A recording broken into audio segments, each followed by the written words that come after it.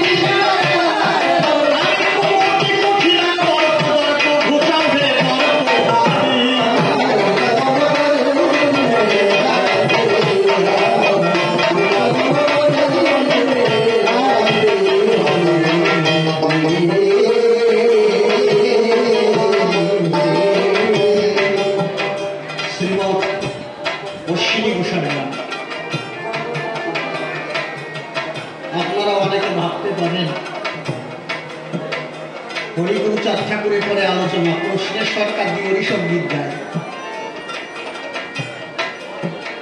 আমি এখনো ভূমিকায় যাই নাই। এইবারই ঠাকুরের মৎস্য পয় আমার মনে হয় অশ্বিনী ঘোষের গান দিয়ে শুরু করা উচিত নাকি? কথা বলো না মা, কথা বলো না, চুপ করে থাক। অশ্বিনী ঘোষাই বললেন, আমার হৃদ কদম্ব তরুণে দাঁড়াচ্ছে, হৃদয় খানা। বাবা ওখানে যারা কথা বলছেন আমি অনুরোধ করবো কথা বলবো। হ্যাঁ, যারা দাঁড়িয়ে আছেন তারা বসে পড়ুন। অশ্বিনী ঘোষাই বললেন যে আমার হৃদ কদম্ব, অর্থাৎ হৃদয়ে যে কদম্ব গাছ আছে, বৃক্ষ আছে, সেখানে এসে যুগল মিলন হয়ে দাঁড়ায়। আচ্ছা, আমরা কি বলি কখনো যে আমার বাড়িতে যে মন্দির আছে তুমি ওই জায়গাটা এসে দাঁড়াও? অনেকেই এই কথাটা বলে না, কিন্তু হরিচাঁদ ঠাকুর বলেছেন হরি মন্দির প্রতিষ্ঠা করো। কি বলেছে না? দাদা সরকার করেন না, হরি মন্দির প্রতিষ্ঠা করো। এখন হরি মন্দির প্রতিষ্ঠা কি এই মানে ঘরের বাইরে করবেন না ঘরের ভিতরে করবেন?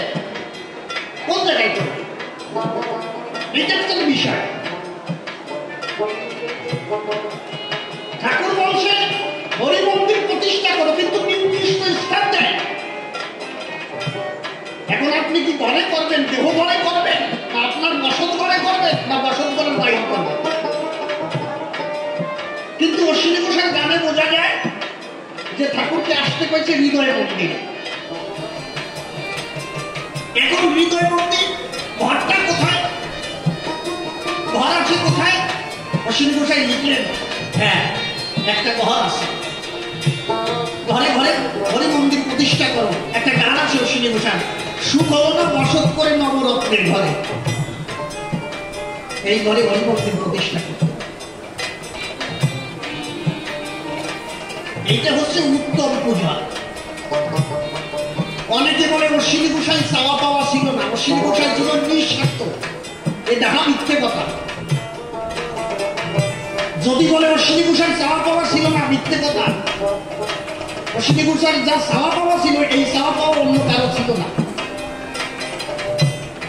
একটা গান আছে অশ্বিনী ঘোষার, মনে এক বাঞ্ছা ছিল ঘটল না। মনে করো আমার একটা সরকারি চাওয়া মানে সরকারি চাকরি পাওয়ার বাঞ্ছা ছিল, এটা আশা না? এটা আশা তো? আমার একটা সরকারি পাওয়ার বাঞ্ছা ছিল।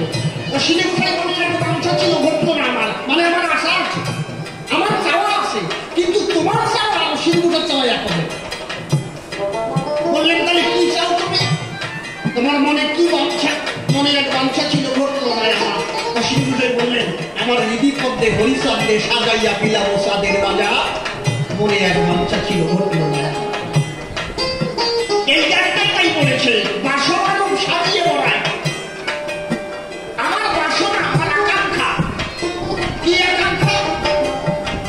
বাসনারূপ সাজিয়ে বড়াই। বড়াইগুড়ি মানে বৃন্দাবনের যে বড়াইগুড়ি ছিল, এই বড়াইগুড়ির একটা বাসনা ছিল। কি বাসনা? রাধা কৃষ্ণকে যেভাবে ডেকে এনে এক জায়গায় করে, দূর থেকে ওই বড়াইগুড়ি এই যুগল মিলন দর্শন করে। এইটা হচ্ছে বড়াইগুড়ির চাওয়া, বাসনা। বড়াইগুড়ি গিয়ে কৃষ্ণকে বলে, তুমি এখনো এই জায়গায় কেন? আরে তোমার জন্য নিধুবনে রাধারানী এখনো বসে আছে। কৃষ্ণ যখন শুনতে পায় রাধা আমার জন্য বসে আছে কোথায়, কৃষ্ণ দৌড়ে গেল নিধুবনে। এদিকে বড়াইগুড়ি এসে আমার রাধারে পায়, এত সময় তুই কি করিস? কোন সমাজকে দেখিয়েছি কৃষ্ণ নিধুবনে বসে রয়েছে। এই দুইজনকে যখন খবর সংবাদ দিল, দুইজন একত্রে নিধুবনে এসে দাঁড়ানো। দূর থেকে বড়াইগুড়ি এই যুগল মিলন দেখে হৃদয় আনন্দ পায়। এই জন্য অশ্বিনী ঘোষাই বললেন বাসনারূপ সাজিয়ে বড়াই। বড়াইগুড়ির যেমন বাসনা ছিল, যুগল মিলন দেখবো বলে আনন্দের সীমা। কিন্তু এই যে কুমতি কুটিলা তর্ক, ওই জটিলা কুটিলা ছিল, ওদের বাধা হতো। দেহের প্রত্যেকটা দেহের যে কুমন আছে, এটা কিন্তু বাধা দেয় তোমাকে যেতে।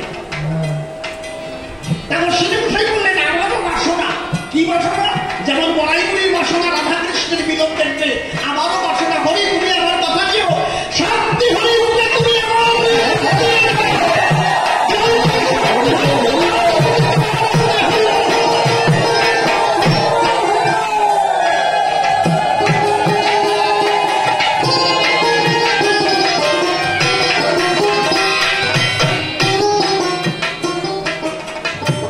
এইটা হচ্ছে শ্রীঘোষার বাসনের জন্য বললেন বাসনা রূপ সাজিয়ে বলায় যুগল মিলন দেখব বলে আনন্দের সীমা। আমার কুমতি কুটিলার দত্ত ঘোষালকে দত্ত হারিয়ে কদম্ব তরুণে এসে দাঁড়াও। হ্যাঁ স্যার কথা কষিয়া চুপ করে থাক। আজকে ভালো একটি আলোচনা যদি শ্রবণ করেন আর যদি মনে করেন যে বাচ্চা ছেলে দাঁড়াইছে ও কি বলবে নে, ওর কথা কি শুনবো, অনেকে ভাবতে পারেন তাহলে তো আমার নালিশ করার কোনো জায়গা নেই। মানে ছোট্ট একটা কথা বলি, নতুন কলেজে ভর্তি হয়েছে একটা ছাত্র, কেবল কলেজে গেছে, ফার্স্ট ইয়ার না, কলেজ ফার্স্ট ইয়ার, কিন্তু কলেজে প্রথম গিয়ে মুস্তানি শুরু করছে, সিনিয়র জুনিয়র মানতেছে না, তুই তুকারি করে সবার সঙ্গে কথা বলছে।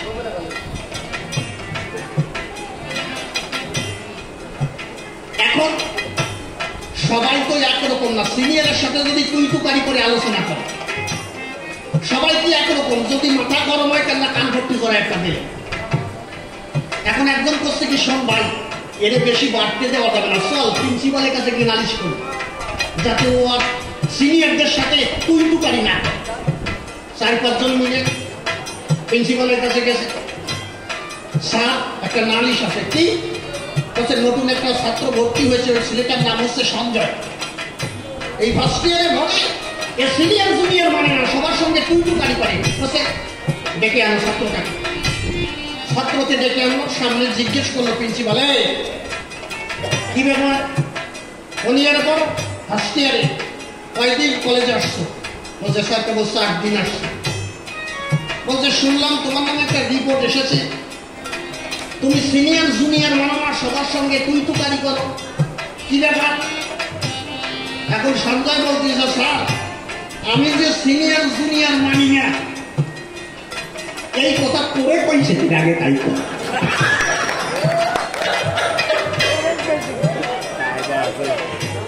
প্রিন্সিপালের কাছে যে আমি যে তুই তুকারি করি এটা করে কইছে কি আগে তাই কথা। পাও ছাত্রকে কইছে, ছাত্র নালিশ করছে প্রিন্সিপালের কাছে, এবার প্রিন্সিপালের তুই তুকারি করছে, এবার প্রিন্সিপাল যাবে কোন জায়গায় আগে তাই। এই জন্য ছোট যদি মনে করেন এই ব্যাপার বানানোর মতো আমি আগে গান শেষ করি। বাসনার সাজিয়ে বলাই হায় যুগল মিলন দেখব বলে আনন্দের সীমানা।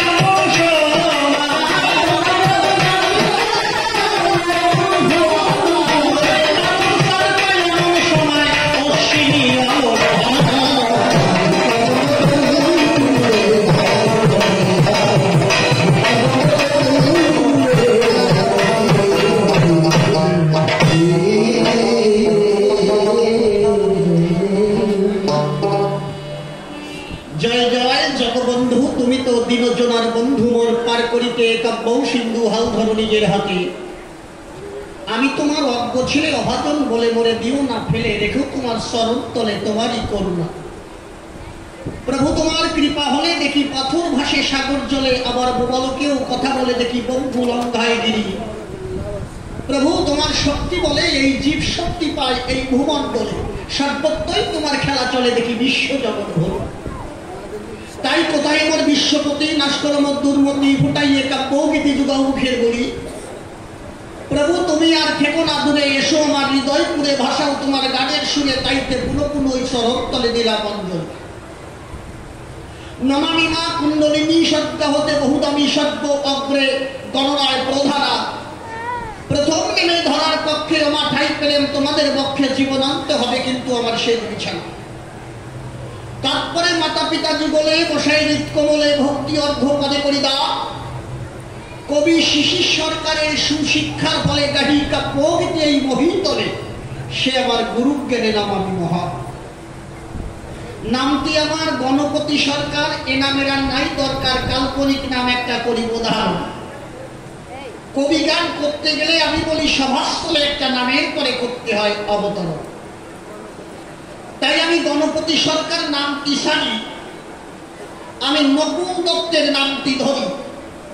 দাঁড়াইলাম আসনের বরাবরই, আপনারা শুনলেন সর্বজন। আমার বিপক্ষে আছেন যিনি, আপনারা বলবেন তাকে আমরা ভালোই চিনি। এপার বাংলার ওপার বাংলার সুবিখ্যাত কবিয়াল কবি সম্রাট শিশির সরকার মহাশয়, তিনি এসে সবার মাঝে পাগল রাজেন্দ্র সরকারের ভূমিকা ধরে ধরে আমার সমস্ত প্রশ্নের করবে সমাধান। আমি চরণ ধরে গরিমানা, কেউ কথাবার্তা বলবেন না, কারণ প্রশ্নপত্র না শুনলে পরে জবাব শুনে আনন্দ পাবেন না আসলে। এই জন্য প্রশ্নপত্রে শোনার আছে বিশেষ প্রয়োজন। আমি এক এক করে প্রশ্নগুলি রাজেন্দ্র পাগলার কাছে দিব তুলি, আপনারা যারা শ্রোতা মন্ডলী বসে বসে করিবেন আকর্ষণ। আমি গণপতি সরকার নামটি ছেড়ে আমি নকুল দত্তের ভূমিকা ধরে ধরে কিছু আলোচনা করবো আসলে, আপনারা শুনবেন সর্বজন। যে কয়খানি প্রশ্ন দান করে যাব সভাস্থান, সে যেন এসে এক এক করে দেয় তার সমাধান। এখন গণপতি সরকার নাম পরিহার করে নকুল দত্তের ভূমিকা ধরে আমি পালার ভিতরে যেতে চাই। আপনারা নারীগণে যারা বসে আছেন একটু চুপ করে আমার কথাগুলো শুনবেন, নাহলে জবাব শুনে আনন্দ পাবেন না কথা ছাড়া। আমার কথাগুলো কি বোঝা যাচ্ছে? আচ্ছা আচ্ছা। এই নকুল দত্ত আর রাজেন্দ্র পাগলা যেজন রয়, এরা জাগতিক জগতে দুইজন সরকার কবি গান গায়। তা আমি নকুল দত্তের ভূমিকা ধরে ধরে কথা বলবো আসলে, আপনারাও বসে বসে শুনিবেন। তাই একদিন দুইজনে গান গাই, গান গাইতে গাইতে পাগল আমার কাছে গান দিয়ে কয় যে নকুল তুমি আমার কথা নেবে, তুমি একটু গীতা ভাগবত রামায়ণ এইটা একটু বেশি করে অধ্যয়ন করবে। আমি মনে মনে ভাবলাম তাই হয় তোমার গীতা রামায়ণ ভাগবত চৈতন্য চরিতামৃত আমার তেমন ভালো জ্ঞান নাই। এই কথা শোনার পরে আমি বলি আপনার দিকের গোচরে আমি ধীরে ধীরে আমি এই ভাগবত গীতা চৈতন্য চরিতামৃত এইগুলো কিছু কিছু করেছি অধ্যয়ন। কিন্তু কিছুদিন পরে গান গাবার যখন শুরু করেছি বছর শুরুতে, তখন দেখতে পাই যে গত বছর যেভাবে গিয়েছিলাম তার সঙ্গে গান, কিন্তু এই বছরে তার একটু উল্টো আছে। আমি দিব তার বিবরণ। মানে গান গাইতে গেলে কি বলবো, আপনার দিকের ধারে মাঝে মাঝে জয় হরিবল হরি বলে হুঙ্কার দেয়, হরি বলে তাদের চোখের জল ধরে, আবার মাঝে মাঝে বাবা গুরুচাঁদ বলে চিৎকার করে। আমি মনে ভাবলাম তাই এইরকম রোগ তো আগে দেখি নাই। এইভাবে কয়েকদিন দেখার পরে আমি বলি আপনার দিকের বছরে একবার গান হয়েছিল গঙ্গাচন্নার ভিতরে। গঙ্গাচন্নার ভিতরে যখন বায়না হয়, আমার আসর শেষ করে আমি গিয়েছি বাসনে, এবার পাগল উঠেছে রে ভাই। রাজেন্দ্র পাগল যখন ওঠে তখন কিছু ভক্ত ওই পাগলকে জিজ্ঞেস করে যে পাগল, আপনার কাছে একটা অনুরোধ, কি আপনি সর্বপ্রথম একটা অশ্বিনী ঘোষার গান গিয়ে শোনাবেন। কি বলবো, আপনার দিকের ধারে যখন অশ্বিনী ঘোষার কথা কয়, হঠাৎ করে দেখি পাগলের চোখ দিয়ে দরদর হয়ে চোখের জল বেয়ে যায়। কি বলবো, আপনার দিকের ধারে তখন ওই পাগল ডাক দিয়ে বলে যে অশ্বিনী ঘোষার যে গ্রন্থখানা শ্রী শ্রী হরিসঙ্গীত আছে কারো কাছে? হঠাৎ একজন ভক্ত এলো ওই পাগলের কাছে, ওই হরিসঙ্গীত গ্রন্থখানা তুলে দিল। ওই গ্রন্থখানা তুলে দেওয়ার পরে ওই গ্রন্থখানা ধরে প্রায় 5 মিনিট পর্যন্ত ওই রাজিন্দির পাগলা কেঁদেছিল, খালি বইয়ের দিক তাকাই। 5 মিনিট কাটার পরে ওই বইখানা চুমু দিয়ে মাথার করে রেখেছে কিছুক্ষণ ধরে। আমি ভাবলাম তাই সত্যি সত্যি এবার পাগল হয়ে গেছে, কবি গাওয়ার কায়দা এই লোকের নাই। কি বলবো, আপনার দিকের ধারে তখন ডাক দিয়ে বলে ভক্ত শ্রোতার ভিতরে যে যতগুলো সঙ্গীত পৃথিবীতে রচনা হয়েছে মিথ্যা কথা নয়, একমাত্র সর্বশ্রেষ্ঠ সঙ্গীত তারক অশ্বিনীর গান ছাড়া আর কিছু নয়। এই কথা শোনার পরে আমি মনে মনে ভাবলাম অন্তরে যে তারক গোসাই অশ্বিনী গোসাই কি এমন লিখেছে সর্বশ্রেষ্ঠ গান বলে, মানে গানের ভিতরে যে রস আছে একমাত্র অশ্বিনী তারকের ভিতরে প্রযোজ্য নয়। আমি মনে ভাবলাম তাই তাহলে এই বই দুইখানে আগে একটু পড়তে হয়। আমরা সরকার মানুষ, না করলে তো বুঝতে পারবো না। কি বলবো, আপনার দিকের ধারে বসে শুনে নারী করে আমি যখন ওই হরিসঙ্গীত মহাসংকীর্তন করলাম অধ্যায়ন, সেখানে পাঠ করার পরে আমি বলি আপনার দিকের গোচরে আমি দেখলাম এই উড়াকান্দিতে নতুন একটা ধর্মের হয়েছে উদয়মান। কি বলবো, আপনার দিকের ধারে মতুয়া সম্প্রদায়, এদের ধর্মটার নাম হচ্ছে গারস্থ প্রশাস্ত ধর্ম। মতুয়া কিন্তু কোনো ধর্ম নয়, মতুয়া হচ্ছে সম্প্রদায়। কিন্তু ধর্ম কি আপনারা পড়ে দেখবেন শ্রী শ্রী হরিসঙ্গীত, এই গানের ভিতরে পরিষ্কার লিখেছে ধর্মটা কি। নমগুরু চন্দ্রায় নমতম বিমোচন, আমার চিত্তগুহ অন্ধকার তুমি করো উদ্গীরণ। পরিষ্কার ভাবে এই গানের ভিতরে লিখেছে দিয়ে পিতৃধর্মে মন করলে প্রতিজ্ঞা পূরণ, নমকুল কলঙ্ক রাশি করিলে ধরন। এবার গারস্থ প্রশাস্ত ধর্ম তাই জগতে করলেন অর্পণ। অর্থাৎ হরিচাঁদ ঠাকুর গারস্থ প্রশাস্ত ধর্ম জগৎ সংসারে দিল। আমাদের কিন্তু ধর্ম একটা সনাতন, যা পূর্বে ছিল বর্তমানে আছে ভবিষ্যতে থাকবে। কিন্তু উড়াকান্দির ভক্তরা এসে নতুন করে একটা ধর্ম দিয়েছে, এই ধর্মটার নাম হচ্ছে গারস্থ প্রশাস্ত ধর্ম। আমি মনে ভাবলাম তাই হরিচাঁদের পুত্র গুরুচাঁদ ঠাকুর যিনি, তার নাম করে এই পাগল কান্নাকাটি করে সবসময় মিথ্যা কথা নয়। আমি মনে ভাবলাম তাই যখন হরিসঙ্গীত মহাসংকীর্তন করেছি তাহলে পাগলের কাছে কিছু প্রশ্নপত্র করতে চাই। কি বলবো, আপনার দিকের ধারে আমরা শাস্ত্র গ্রন্থ করে দেখতে পাই যে 4টি যুগ আছে। কি কি? সত্য, ত্রেতা, দ্বাপর, কলি। এই 4 যুগে এসেছিল 4 জন ভগবান। সত্য যুগে কপিল অবতারে এসেছিল নারায়ণ হরিনাম নিয়ে। ত্রেতা যুগে আসলো এক বিষ্ণু চতুরংশে জন্ম নিল দশরথের বংশে, আসলো কিন্তু রাম দয়াময়। সত্যি কথা বলতেছি তো নাকি? বুঝতে পারতেছেন? একদম পরিষ্কার পরিষ্কার করে কথা হবে। বাবু একটা ভালো একটা কথা বলেছে, আমি শুনে ভাবছি যা এই জায়গা প্রশ্ন করে সুক্তা বানি। যখন রামচন্দ্র এলো রাম নাম দিল, এরপরে ওই রামচন্দ্র আবার কৃষ্ণ হয়ে দাপার লীলা করল। দাপার লীলা করার পরে কৃষ্ণ যখন ভক্তের সঙ্গে ভালোবাসা করে, অন্য কোন যুগে ঋণী হয় নাই, একমাত্র ঋণী হয়েছে দাপার যুগে। শ্রীমতী রাধার কাছে যখন ঋণী হলো, আপনাদের কাছে বলা ভালো, এখন যদি বলেন এর প্রমাণ কোথায় যে ঋণী হয়েছে ভগবান শ্রীকৃষ্ণ, আমি পড়ে দেখেছি শ্রীমৎ তারক গোসাই লিখেছে তার মহাসংকীর্তনের পাতায়। শ্রীরাম যখন কলিযুগে মহাপ্রভুর সঙ্গে দেখা হয়, অর্থাৎ গৌরাঙ্গ মহাপ্রভুর সঙ্গে যখন দেখা হয়, তখন জিজ্ঞেস করেছিল বল কানাই তোরে গৌর করলো কে? বলেছে না, তোরে গৌর করেছে কে? বল দেখি আমার গোচরে। আরো করেছিল যে থাক তোর এই জায়গা থাকা লাগবে না, চল কানাই করে লইয়ে যাই বৃন্দাবনে। আরো বলেছিল কি দুঃখে গৌর হলি বল কানাই। কি বলবো, আপনার দিকের ধারে যখন কতগুলো প্রশ্ন করেছিল শ্রীদাম মহাপ্রভুর ধারে, তখন মহাপ্রভু জবাব দিয়েছিল যে আমার রাধারীন সুদী ছিল বা বাসনা জন্মি যে জন্যে ব্রহ্মকুলে তুমি জানো না। অর্থাৎ রাধারীন শোধ করবার জন্য মহাপ্রভু যিনি নদিয়ার বুকে এলেন তিনি। তার মানে এখন যখন ঋণী হলো আপনাদের কাছে বলা ভালো, তখন রাধার কাছে তিনটে জিনিস চেয়েছিল। কি কি? রাধার ভাব, রাধার কান্তি, রাধার বিলাস। এই তিনটে জিনিস অঙ্গে ধারণ করে কি বলবো আপনাদিকের গোচরে মহাপ্রভু রাধা কৃষ্ণ উভয়াঙ্গ মিলে হয়েছে শ্রী গৌরাঙ্গ আসলো কিন্তু নদিয়ায়। এখন আমাদের জানতে হবে কলিযুগে যে মহাপ্রভু অবতার তার প্রমাণ শাস্ত্র মাঝে দিয়েছে, মিথ্যা কথা নয়। এখন আমাদের জানতে হবে মহাপ্রভু কি নাম জগৎ সংসার দিয়েছে। কি বলবো আপনাদেরকে ধরে দুটো শাস্ত্রের প্রমাণ দেব, একটা বৈষ্ণবীয় শাস্ত্র, একটা মতুয়দের শাস্ত্র। মহাপ্রভু কোন নাম করতেন? প্রথমে বৈষ্ণবীয় শাস্ত্র করে বিতরণ। দেখবেন কৃষ্ণদাস কবিরাজ গোস্বামী আপনারা চৈতন্য চরিতামৃত করবেন অধ্যয়ন, সেখানে পরিষ্কার লেখা আছে বলভদ্রের সঙ্গে মহাপ্রভু যখন ঝাড়িখণ্ডের ভিতর দিয়ে যায়, মহাপ্রভুর মুখে দুটো নাম ছিল, দুটো নাম। কি কি?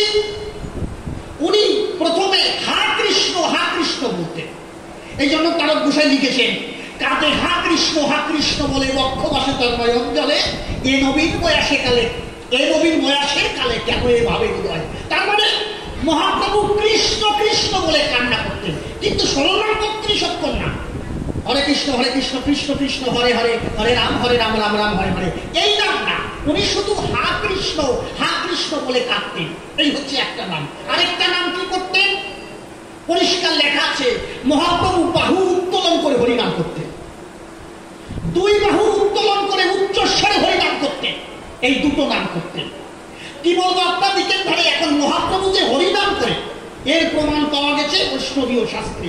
এখন দেখবো মতুয়দের শাস্ত্রে কি বলেছে, মহাপ্রভু কোন নাম নিয়ে এসেছে। মতুয়দের শাস্ত্র আপনারা পড়ে দেখবেন শ্রী শ্রী হরিসঙ্গীত, তার ভিতরে পরিষ্কার লেখা আছে অশ্বিনী গোসাই লিখেছে। কি লিখেছে? আনন্দে লৌরে মধুর হরিনাম, ও নাম সুধা পানে প্রেম তুফানে দেহ খেলা মন অবিশ্রাম। এই গানটার ভিতরে পরিষ্কার লেখা আছে। কি লেখা আছে? একটা কলি আছে দেখবেন, শিরোনাম অনর্পিত কলিতে সমর্পিত করিলে গৌর গুণধাম। অর্থাৎ অনর্পিত যা কখনো বিতরণ করা হয় নাই একে বলা হয় অনর্পিত। শিরোনাম অনর্পিত, কোন নাম?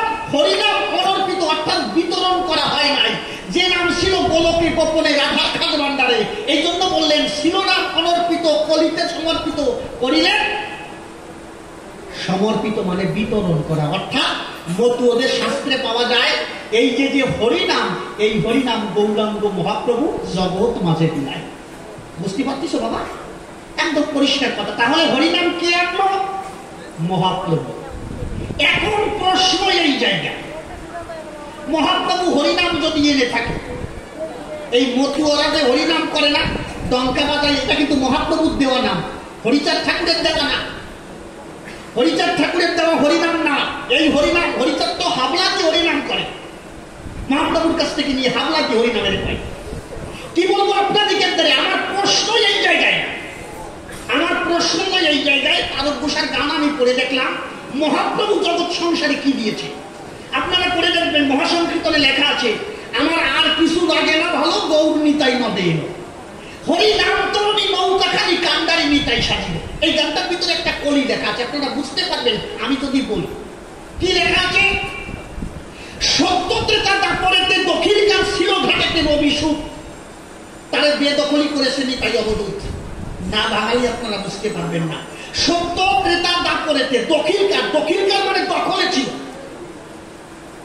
সত্য ক্রেতা দাপরে এবং কলিযুগে, এই 4 যুগে দখল ছিল। কিসের দখল? আমাদের একটা বৈতরণী নদীর খেওয়াটা সবার পার হতে হবে। এই পারের যে ঘাট, এই ঘাটের দায়িত্ব ছিল 4 যুগে কার? সত্য ক্রেতা দাপরেতে দক্ষিণকার মানে দখলে ছিল। দক্ষিণকার ছিল ঘাটেতে রবি সুখ, রবি মানে সূর্য, সুখ মানে ছেলে। তাহলে সূর্যের ছেলের নাম কি? যোম। এই যোমের দায়িত্ব ছিল এই 4 যুগে ঘাটে। যোমকে ডাক দিয়ে ঠাকুর করেছে বর্ণনা, যোম কথা নিও, তুমি বৈতরণী নদীর খেওয়াঘাটে গিয়ে দাঁড়াও। যে মানুষ এই দেশ থেকে তার নিজের দেশে যাবে, অর্থাৎ স্বদেশে যাবে, এইটা হচ্ছে প্রবৃত্তির দেশ। আর আমাদের দেশ হচ্ছে কোথায়? নিবৃত্তির দেশ। এই জন্য অশ্বিনী গোসাই বলেছেন মন চলো যাই বিদেশ ছেড়ে নিবৃত্তিপুর। স্বদেশ হচ্ছে আমাদের নিবৃত্তিপুর, আর এই দেশে সুখ হয় না। এই জন্য বলেছে যদি শান্তি ধামে যাবি, যদি শান্তি ধামে যাবি, তাহলে যদি শান্তি ধামে যেতে চাস প্রবৃত্তি মহিষত্বরে তার নির্বাসন করবি, প্রবৃত্তিটাকে নির্বাসন করবি, কারণ ওটা হচ্ছে বিদেশ। কিন্তু যাবি কোথায়? নিবৃত্তি মহিষের সঙ্গে পরম রঙ্গে কাল কাটাবি যদি শান্তি ধামে যাবি। তার মানে কি এই ঘাটের দায়িত্ব ছিল কার? যমরাজের। বোঝাতে পারছি? তাহলে সত্য ত্রেতা দাপরেতে দক্ষিণকার ছিল ঘাটেতে রবি সুর, তারে বেদখলই করেছে নিতাই অবধূত। অর্থাৎ নিত্যানন্দ যিনি ওই যমরাজকে বেদখলই করে দিয়েছে, মানে আর দখলে থাকতে পারবো না। নিত্যানন্দ ডাক দিয়ে কয়, এই যম, এই ঘাটে তোমার থাকার অধিকার নাই। যম করছে কেন? আমার 7 যুগের কন্ট্রাক্ট নেওয়া, সত্য ত্রেতা দাপার কলি, কলিযুগ চলছে, কলিযুগে করছে কোনো কথায় কাজ হবে না। করছে আমার অপরাধটা কি, আমি কি কারণে যাব? এই জন্য বলেছে সত্য ত্রেতা দাপরেতে দক্ষিণকার ছিল ঘাটেতে রবি সুর, তারা বেদখলই করেছে নিতাই অবধূত। যমরাজা যখন বলছে আমার অপরাধ, করছে তোমার কোনো অপরাধ নাই, নোটিশ জারি হয়েছে। কি নোটিশ? এবার হাল আইন নোটিশের জোরে, হাল মানে নগদ, নগদ আইন জারি হয়েছে। ঠাকুর যিনি ডাক দিয়ে বলেছেন তিনি যমকে এবার ঘাট থেকে উঠাই দাও, ঘাটের দায়িত্ব তুমি নাও। নিত্যানন্দকে বলছে, এই জন্য বলছে হাল আইন নোটিশের জোরে সে ঘাট নিয়েছে, খাস করে পার করে দেয় যারে তারে, চলো ভবু পারে চলো, আর কিছু লাগে না। বলো আমি শুধু এই কথাটা বললাম যে ঘাটের দায়িত্ব এখন হচ্ছে নিত্যানন্দ। কোথা যাচ্ছে না? এবার নিত্যানন্দ ঘাটে বসে কি করছে দেখবেন, পরের কলিতে পরিষ্কার লেখা আছে, দয়াল নিতাই যাকে বাহু তুলে, বাহু মানে হাত, দয়াল নিতাই যাকে বাহু তুলে আয়না তোরা হরি বলে কে যাবি পা? নিত্যানন্দ বলছে হরি বলে চলে আয়, তোরা কিরা কিরা পারে যাবি, তোদের পাপের বুঝাতে আমাকে আমি নিলাম না। নিত্যানন্দ ডাক দিয়ে কয়, তোদের সমস্ত পাপের বোঝা আমাকে দে, আমি ভার নিলাম, কিন্তু তোরা হরি বলে সবাই পার হয়ে যা। এখন আমার কথা এই জায়গায়, আমাদের এই জীব তো পার হবে না, এই জায়গা থাকবে, এই জায়গা থাকবে নাকি? না, এরা পার হবে। তার পারের দায়িত্ব কিরা নিল? নিত্যানন্দ। কলিযুগের বাজারে নিত্যানন্দ নিল পারের দায়িত্ব। নিত্যানন্দ বলছে তোদের পাপের বোঝা আমাকে দে, আমি নিলাম ভার, কিন্তু তোদের পার করে দেব।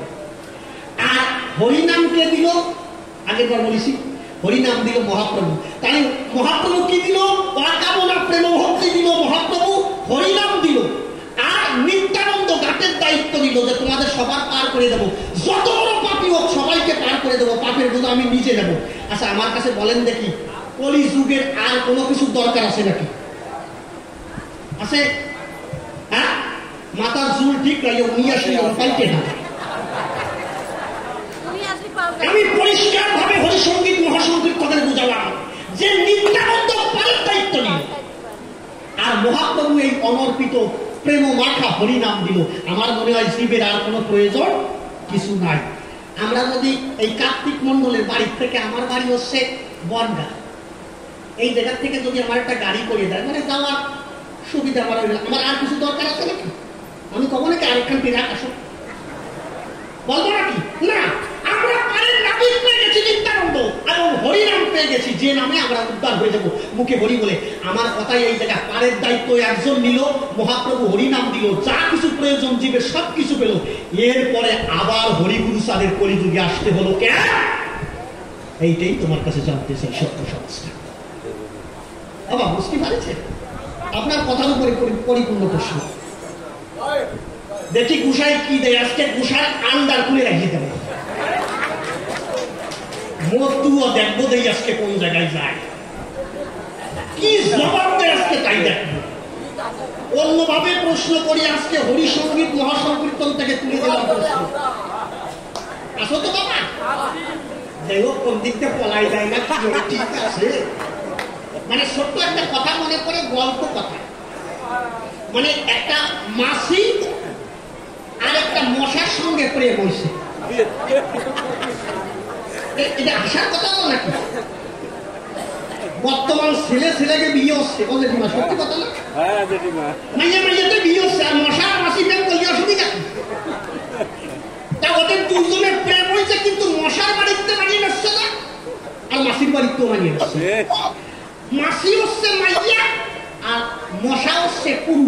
ছেলে। এখন ওরা দুইজনে যুক্তি করেছে কি করা যায়। এখন মশার বাড়িতে বসে তুই একটা মাইয়ের মশা দিয়ে বিয়ে কর, মাসির তারে রাষ্ট্রিক, আর মাসির বাড়িতে বসে তুই একটা মাইয়ের মানুষ, তুই পুরুষ মাসি দিয়ে বিয়ে কর, তুই মশার তারে রাষ্ট্রিক বসে ওরে আমি ভালোবাসি, ওরে তারা আমি বাঁচবো না। এখন দুইজনের বাড়ির দেখতে যখন মেনে না নেয় ওই দুইজনে পলাইছে, পলাই যে রেস্টারি করেছে। আরে রেস্টারি মানে গল্পের রেস্টারি, তার দুইজনে রেস্টারি করে জানে কোন জায়গায়। এখন ওই মাসি করছে, মাইয়া মাসি করছে, শোনো ওগো ওই যে আমার একটা বোন আছে, বড় বোন, শোনো ওই বাড়ি যায়।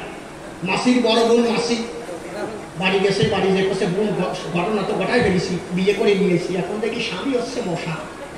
ভালো যাক, তোদের জীবন সুখের হোক।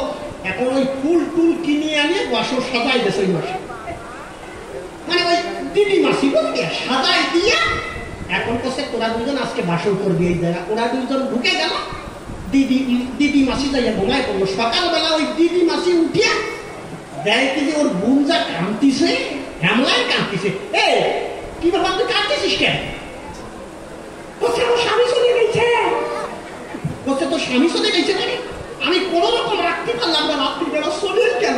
বলছে তোদের বাসন যাতে ভালো হয় আমি রাত্রি গুড নাইট জ্বালাই দিছি।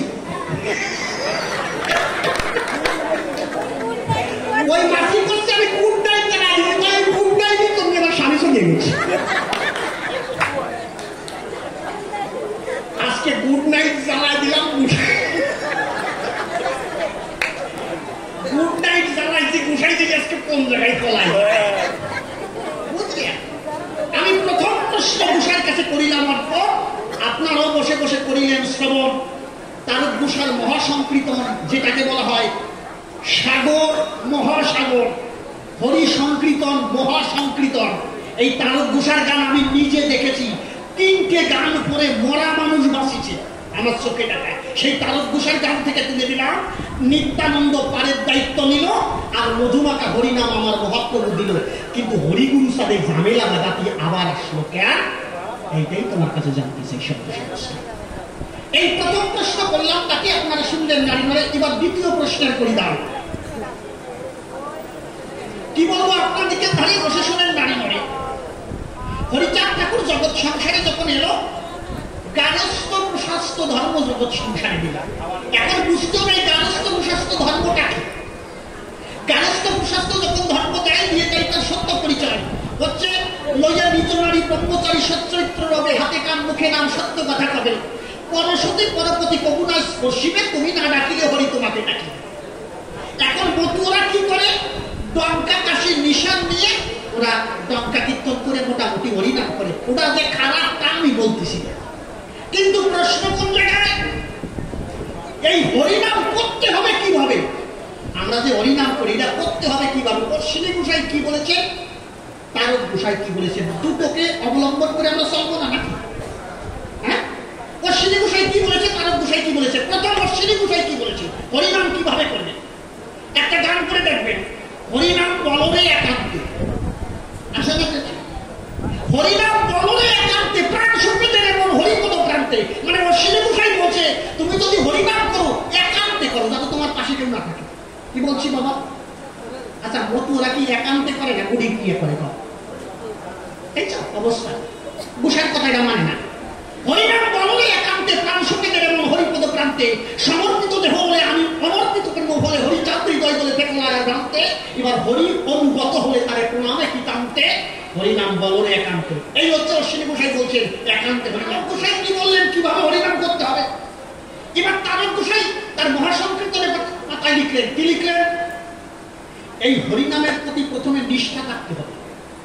তারক গোসাই বললেন হরিনামের ভিতরে থাকতে হবে নিষ্ঠা, নামেতে নিষ্ঠাবতী শান্ত ভক্তি। কি থাকতে হবে? ভক্তিটা কি? শান্ত ভক্তি, একদম শান্ত, অশান্ত ভক্তি না। কিন্তু নামেতে নিষ্ঠাবতী শান্ত ভক্তি, শান্তি হরিনাম শ্রবণে, তাহলেই শান্তি হরিনাম শ্রবণে। কিন্তু অশান্ত প্রেমের রীতি, বিষের বাতি শান্তি নাই ক্রান্তি মনে, গৌর বলে কাঁদবি যদি নিরবধি নাম করিস না প্রেম করিস নে। তাহলে তারা গোসাই বললেন কি, নামটা করবা শান্ত ভাবে, করে লাভ দিবা না, শীত হয়ে বলেই পারবা না, মানে শান্ত ভাবটা কত না। যেমন বৈষ্ণবরা শান্তভাবে নাম করে হরে কৃষ্ণ কৃষ্ণ কৃষ্ণ হরে হরে হরে রাম রাম রাম হরে হরে। আর আপনারা বলেন ওরা শান্তভাবে করে নাকি? না, ওরা শান্তভাবে করে না। তাহলে আমি তোমার কাছে জানতে চাই, তারকশ্রী ডাক দিয়ে কয় হরিনাম করো একান্তে শান্ত মনোভাব নিয়ে, কিন্তু অশান্ত প্রেমের রীতি বিষের বাতি হল বিষের মতো, শান্তি নাই আক্রান্তি মনে। আমার তোমার কাছে দ্বিতীয় জিজ্ঞাসা, অশ্বিনী তারক বললেন কি যে শান্তভাবে নাম করো এবং একান্তে নাম করো, কিন্তু তোমরা এই না পাইয়ে লম্ফ ঝম্প দিয়ে শীত হয়ে ভূত হয়ে নাম করো কেন? এই যে তোমার কাছে মিটে যাবে, এইভাবে কেন তোমরা নাম করো? তোমরা তারকশ্রীকে কেন মানো? জবাব দিল। আবার বুঝতে পারতেছে গোসাই যদি গোসাই যদি জবাব না দেয় বলবে কালকেও তোমার খাটিয়ে দেবো, জবাব দিয়ে তারপরে যাবা। 7 দিন ধরে তোমার খাওয়াবো, কালকে আমরা বাংলাদেশ যাবো গান গাইতে, বাংলাদেশ সাক্ষীর এই গান, ও গান দরকারে ক্যান্সেল করে দেবো, কিন্তু জবাব না নিয়ে আজকে যাবো। তাহলে কি হলো? অশ্বিনী তারক বললেন একান্তে নাম করো এবং শান্ত হয়ে নাম করো, কিন্তু মতুরা অশান্ত ভাবে নাম করে কেন? এই জন্য প্রত্যেকটা পয়েন্ট আমি তারক গোসাই অশ্বিনী গোসাই গান থেকে বললাম। নামেতে নিঃশান্তি শান্ত ভক্তি শান্তি হরি নাম শ্রবণে, কিন্তু অশান্ত প্রেমের রীতি বিষের বাতি শান্তি নাই আক্রান্তি মনে। গৌর বলে কাঁদিবি যদি নিরবধি নাম পরিষ্কার প্রেম পরিষ্কার করে দেখো অসংকৃত। এই 2খানা প্রশ্ন করলাম, তাকে আর দেবো আরেকটা দেবো আরেকটা দেবো না মানে দুধে দিছি দুধে দিছি না মরে, তিন দিয়ে দিয়ে দিয়ে একদম কুয়োমরা হয়ে যায়। কি দুধেটা পায় না কুয়োমরা, যাতে আর না যেতে পারি সেইভাবে একটা কথা। হরিগুরুচাঁদ কি ধর্ম দিল? হরিগুরুচাঁদ দিলেন গারস্থ প্রশাস্ত ধর্ম। এখন আমাদের জানতে হবে মহাপ্রভু দিলেন হায়ার অ্যান্টিবায়োটিক। হায়ার অ্যান্টিবায়োটিক কি? হরিনাম। এবং হরিচাঁদ ঠাকুর যে কিছু দেয় নাই তা না, হরিচাঁদ ঠাকুর দিয়েছে কি দিয়েছে? হরিচাঁদ ঠাকুর দিয়েছে 4টি জিনিস। কি কি? ডঙ্কা, কাশি, নিশান, শিঙা, এই 4টে জিনিস দিয়েছে। আর যদি বলেন হরিনাম দিয়েছে না, ওটা হচ্ছে আবলাতি হরিনাম, পরিষ্কার। এখন এই 4টে জিনিস দিয়ে কি করবা? পুজো দিবা না জলে ভিজয়ে রাখবা না মোটামুটি মাথার তলায় রাখবা? মানে করবোটা কি? 4টে জিনিস নিয়ে হরিচাঁদ ঠাকুর বলছে শোনো, এই 4টে জিনিস নিয়ে এইটা হচ্ছে গারস্থ প্রশাস্ত ধর্মের মূল ভিত। এটাতে কি করবা? ডঙ্কা প্রথমে বাজাবা, কাশি বাজাবা, শিঙায় ফু দিবা, আর সামনে একখানা নিশান থাকবে। কয়েকজন মিলে হরিনাম করতে করতে পথে চলবা। কোনো বাড়ির থেকে যদি তোমাকে ডাকে সেই বাড়ি দাঁড়িয়ে খিচুড়ি খেলে শীত হয়ে পড়বা, আর তোমাদের কোনো কাজ নেই। আচ্ছা বলেন বৌদ্ধদের আর কোনো কাজ আছে নাকি? এই খিচুড়ি খাওয়া ছাড়া কোনো কাজ আছে? এরা খিচুড়ি খাওয়া ভালো বলছে। কি বলবো আপনার দিকে ধরে বসে শোনেন নারী মারে। হরিচাঁদ ঠাকুর যদি হরিনাম দিত আমি বুঝতাম যে না ভালো জিনিস দিতেছে, কিন্তু উনি দিয়েছেন একটা খিচুড়ি খাওয়া ধর্ম। এখন খিচুড়ি একটু উঠে গেছে না, ডাল ভাত দেয় না, দেও তোমরা খিচুড়ি দেও। আর খিচুড়িটা ভালো জিনিস না, মুসলমানরা খিচুড়ি খায় সব করি, আর এরা খিচুড়িটা মারে না। খিচুড়ি খালি নাকি মাজা শুরু হয়ে যায় শুনছি, মানে এই মাজার থেকে নিচের দিক শুকাবে আর এখান থেকে উপরে এই গোড়া। আমি তোমার কাছে জানতে চাই এই জগৎ সংসারে হরিগুরুচাঁদ এই খিচুড়ি খাওয়া ধর্ম দিল কেন? কিন্তু দেখবেন 213 বছর কেমন খিচুড়ি খাওয়া ধর্ম হইতে তার মানুষ যা গ্রহণ করতেছে, ওরে বাবা সারা বিশ্ব কাটে যাচ্ছে মতদের জন্য। সত্যি কথা কি না? মানুষ যে কি বুঝে এই ধর্ম বেশছে, আমার মনে হয় যার ভালো খিচুড়ি খাতি ভালো লাগে সে মনে হয় ঢুকি জোরটা আমার মনে হয়। আর আমি তো ওইগুলো খাই যে খিচুড়ি, খিচুড়ির ভিতরে কোনো ভিটামিন নাই। খিচুড়ি রান্না করতে গেলে আলু, তারপরে কাঁচা কুমড়া, তারপরে মিষ্ট দেয় না সুপার, হ্যাঁ তারপরে কচু, মানে সব দিয়ে একটা লেবড়া রাখবে বুঝলে। এই খিচুড়ি রান্না করার যদি সঠিক সময় খাওয়া না হয়, জানো এর নাম কি হয়? এই নামটা তো তোমরা জানো না। যদি সঠিক সময় খিচুড়ি না খাওয়ায় ওর নাম হয় জগা খিচুড়ি। তোমার কাছে করি বর্ণনায় জগা খিচুড়ি জবাব তুমি দিবা না। সুন্দরভাবে জবাব করিও না। হরিচাঁদ ঠাকুর যে ধর্ম দিল, আমার মনে হয় এই ধর্মটা হচ্ছে খিচুড়ি খাওয়া ধর্ম। এই ধর্মের কি আদর্শ আছে আমি জানতে চাই তোমার কাছে, কি আদর্শ আছে যে আমি নতুন ধর্ম গ্রহণ করবো, সেই আদর্শগুলো তোমার কাছে শুনতে চাই। এই তিনখানা প্রশ্ন করলাম দান, এবার সুরে ছন্দ ধরে দান গাই আরেকখানি গান, দেখি কোন কথা।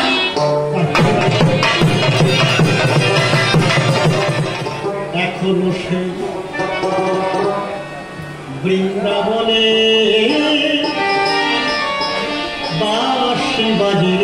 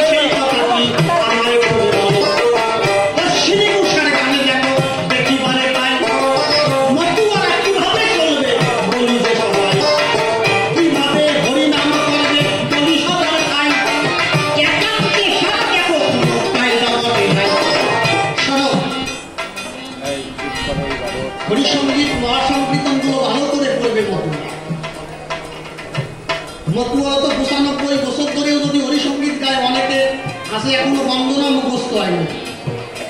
সত্যি কথা বলছি তো, ৯৫ বছর ধরে গাছছে এখনো বন্দনা মুখস্থ হয়নি। তাহলে কি মন দিয়ে গাছছে চিনতে পারো? ওর ভিতরে মন আছে একটা জয় জয় হরিচাঁদ জয় কৃষ্ণ দাস, মানে এই যে বন্দনাটা আমার মনে হয় কেউ মন দিয়ে যদি ১০ বার করো আমার মনে হয় তার মুখস্থ হয়ে যাবে। আর ৯৫ বছর ধরে ব্রাহ্মণী সুখসারী গাছে আমার মুখস্থ হয় না। দেখো, জিজ্ঞেস করে দেখো এরা কতটুকু বোঝে তা আমি জানি। আমি নকুল দত্ত হয়ে কথাগুলো বলছি বাবা, আমি কিন্তু গণপতি হয়ে বলছি না। অশ্বিনী গোসাই বলছেন প্রাণবতী সুখসারী সরকারি নিজের মনকে বলছে সব বৃন্দাবনের প্রহরে প্রহরে জেগে সুখসারী কৃষ্ণের মঙ্গল কামনা করতেন, কৃষ্ণের মঙ্গল কামনা করতেন। তুই তো এই প্রহরে প্রহরে জেগে ভোরে ব্রহ্ম মুহূর্তে উঠে তুইও মঙ্গল কামনা করবি, কিন্তু কার মঙ্গল কামনা করবি? ওরা তো কৃষ্ণের করেছে, তুই কার করবি? এই জন্য বলছে প্রাণবতী সুখসারী সরবরী শ্রীহরি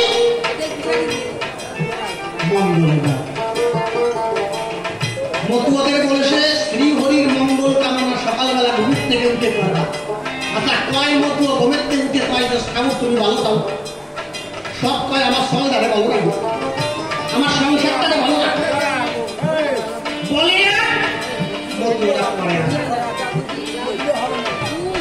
কিন্তু সরল ধরে পরিমা না মা কি হয়েছে না সামনে কি করতেছে চুপ করে বসো না, নড়াচড়া মোটে ঘুরে না।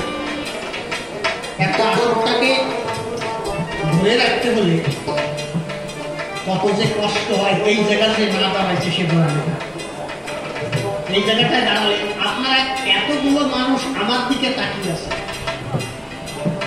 আমার যে চেহারা কলকাতা মিউজিয়ামে বাধায় রাখার মতো না, সত্যি কথা না? আমার চেহারাতে দাঁড়ায় আছে মানুষ না, হয়তো আমার দুটো কথা তারা শুনছে।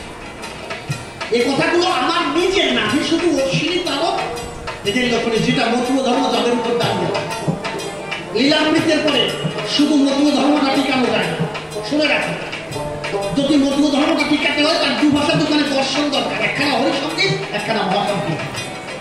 এই দুখানে দর্শন না হলে মতুয় ধর্মটাকে টিকিয়ে রাখা যায় শুধু লীলামৃতের উপর। এই জন্য ৩খানা গ্রন্থের উপরে বেশ করে আমার প্রশ্নগুলো আছে, অন্য কোনো জায়গায় ওই সাটান দেওয়ার কথা কোনো সরকার বলে না। গোটাই সাটান অনেক জায়গায় বেসা নাই। এক বুড়ি মরমর অবস্থায় স্বামী আরোপীরায় ২০ বছর আগে মারা গেছে। বুড়ির ইচ্ছে গ্রামের প্রধানে একদিন ডাকে ভালো মন্দ খাবে, ভালো মন্দ খাবে। বুড়ির স্বপ্ন তাই যে মরিয়ে যাবো যদি গ্রামের প্রধানে একদিন ডাকিয়ে খাওয়াতে পারতাম। গ্রামের প্রধানে ডাকিছে, প্রধান খেতে আসছে, রান্না বান্না করেছে।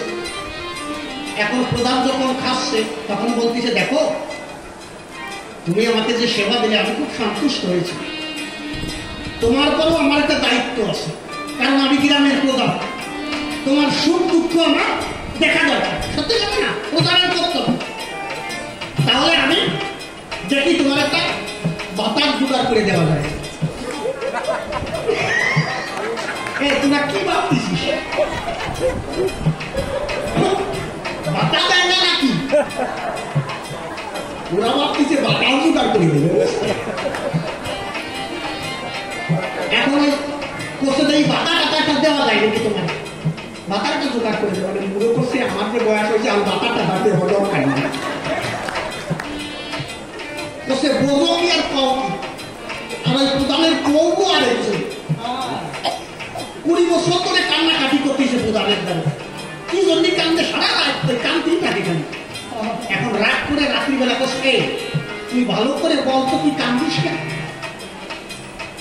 বসে তোমারে কতদিন ধরে করছি, কতদিন ধরে কাঁদতেছি, তুমি এমন রেশন কার্ড বানাই দাও, হ্যাঁ আধার কার্ড বানাই দাও। আমি তোমার কতবার বললাম তুমি বাইসে থাকতে থাকতে আমার একটা বিধবা আধার কার্ড বানাই দিয়ে দাও। এখন তো সে স্বামী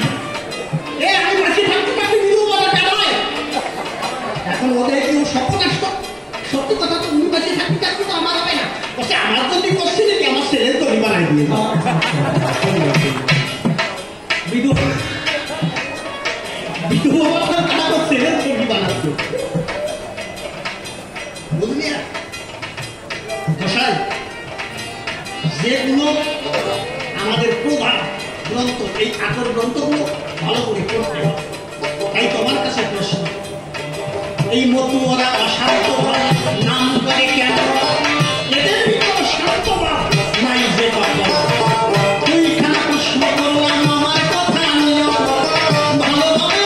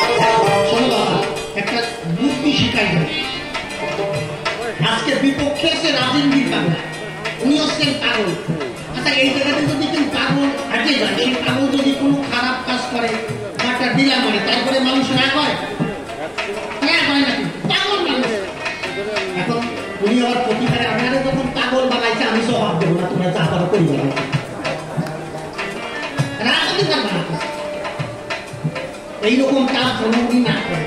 100 ধরা পড়েছে, মানে ধরা পড়েছে কিভাবে? খেজুর গাছের পিছনে রস কাটবার জন্য। বুঝলে, মালিক যেই ধরেছে একটু খেজুর গাছে উঠিস। এখন চোর ধরা পড়েছে কবে? চোর পায় আমি পথ পাই, এই পথ না পাই এই চোরা উঠিস। ওই চোর পথ খুঁজে ভাবতে পারে গাছের ওই সুদা উঠিছে। আজকে পাগল পথ খুঁজে পাবে না, খেজুর গাছে উঠে কবে আমি পথ খুঁজে পাই না। কোনটাকে খুঁজে ভাবা না? তুমি হচ্ছে মার্কা মারা পাগল। একমাত্র রাজিন্দির পাগলাকে বলা হয় কবি সম্রাট। কবি সম্রাট এত সহজে তোমার সাধু মারা, তুমি মার্কা মারা। গ্রামে যদি কেউ মার্কা মারা চোখ খায়, দেখো গ্রামের চুরি হলে আগে তার নাম। এক গ্রামের চুরি হলে একজনই চুরি হয়। এখন ওই রাজা একটা ছাগল চুরি হল, ছাগল চুরি হলে বাজারে মশলাপাতি কিনে নিয়ে বাড়ি গেছে, মানে বাড়ি থেকে কাটিয়ে খাবে। এখন ছাগল কবে কবে না, ছাগলের হাত পা ভালো করে, মানে পা সাইডকে বাড়ি দিয়ে খাটের নিচে ঢুকে দিয়েছে। ছোট ছাগল তো, এখন ওই মশলা করতে গেলে ওই মশলাও ওই খাটের নিচে ঢুকে যাচ্ছে। মশলা ছাগল ডুবিয়ে কাছে দেয় না। এখন ও ভাবছে কি, আমিও সে গ্রামের মার্কা মারা চোর।